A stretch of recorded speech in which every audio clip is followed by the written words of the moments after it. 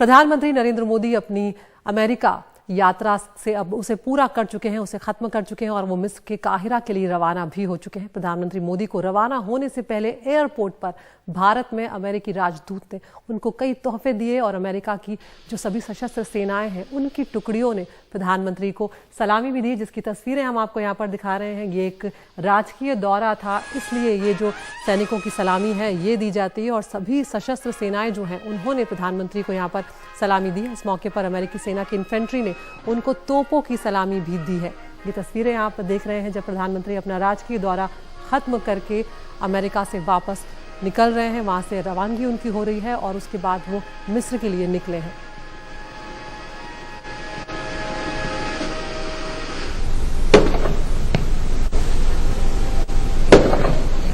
तो इसके बाद प्रधानमंत्री वॉशिंगटन के रोनाल्ड रीगन बिल्डिंग और इंटरनेशनल ट्रेड सेंटर में भारतीय प्रवासियों को भी उन्होंने संबोधित भी किया है इससे पहले, और वो उन्होंने ये भी कहा कि मैं जानता हूं कि आप भारत की हर उपलब्धि से खुश होते हैं, आप गर्व करते हैं जब दुनिया के इतने सारे देश यूएन हेडक्वार्टर पर योग दिवस के लिए जुड़ते हैं, आप गर्व करते हैं जब नाटू नाटू की धुन पर पूरी दुनिया थिरकने लगती है। प्रधानमंत्री ने कहा कि आपकी जरूरतों को भारत इस साल सिएटल में एक नया वाणिज्य दूतावास भी खोलने जा रहा है और अमेरिका के 2 और शहरों में भी भारतीय वाणिज्य दूतावास खोले जाएंगे।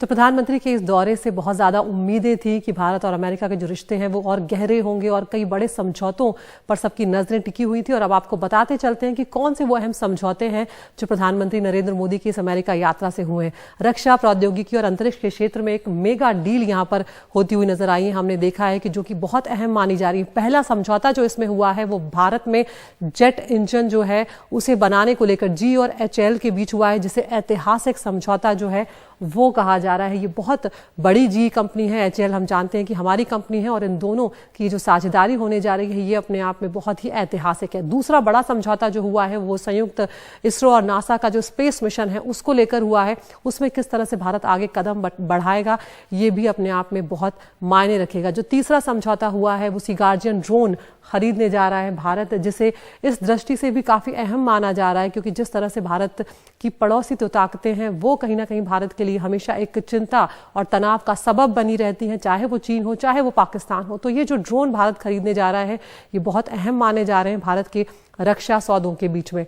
चौथा समझौता, भारत में निवेश करने जा रही सेमीकंडक्टर बनाने वाली बड़ी अमेरिकी कंपनीज, भारत और अमेरिका जो है वो और ज्यादा वाणिज्यिक दूतावास जो है वो यहाँ पर खोलने जा रहे हैं क्योंकि वो बहुत ज्यादा मायने रखेंगे, संबंधों को और ज्यादा गहरा करेंगे और जो वहाँ पर प्रवासी भारतीय हैं उनके लिए भी ये जो दूतावास खुलने जा रहे हैं ये अपने आप में बहुत अहम हो जाते हैं। कई बार अपनी दिक्कतें होती हैं उनके लिए व्यापार वगैरह के हिसाब से भी ये वाणिज्यिक दूतावास जो है वो काफी अहम साबित होंगे। इसके अलावा अहमदाबाद, बेंगलुरु में नए अमेरिकी वाणिज्य दूतावास जो है वो भी खुलने की बात चल रही है।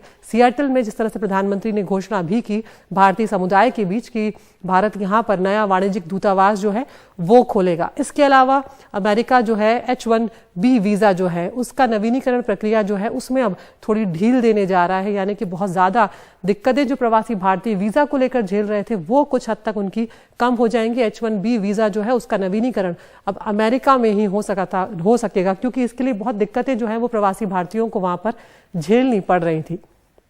यहाँ पर इसलिए भी ये जो सौदे हुए ये महत्वपूर्ण है क्योंकि सेमीकंडक्टर जो है वो हमारी रोजमर्रा की जरूरतों के लिए कितना अहम हो चुका था ये भी हमें समझने की यहाँ पर जरूरत है।